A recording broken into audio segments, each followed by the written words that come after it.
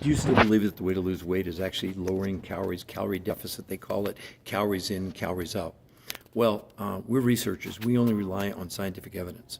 All the studies, absolutely, whether it's low calories, whether it's intermittent fasting, whether it's paleo, keto, Mediterranean, et cetera, they're all forms of lowering calories, or the new famous shots.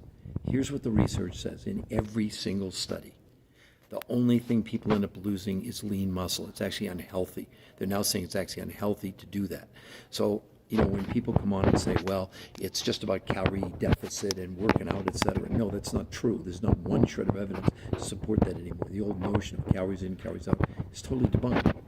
Yet these two new peer-reviewed studies where they purposely didn't want people to exercise, not because they were going to exercise, but they didn't want it to be an outlier.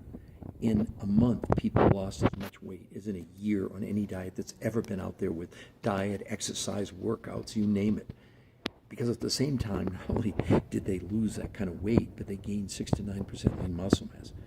They lowered visceral fat by 33% in 8 weeks. They lowered insulin by 41% in 8 weeks. No one's ever seen results like this before. With 80% of America overweight and 50% of those people are obese. See, here's the point. You can lose weight on any diet. That's not the point. The point is, what kind of weight are you losing? Is it unhealthy? That's what the evidence shows. I don't give people my opinions. People come on TikTok and they give me their opinion. Well, it's all about calorie deficit. No, it's not. The evidence doesn't support it. Go and do the research. Or I invite you, click on the link below, go see the physical studies. They're there. They were published in the Nutrition Journal, the Obesity Journal, the #1 journal in the world, where all of this was proven medically, not hearsay, not, subjective. Because my opinion doesn't mean a thing. I want you to know that.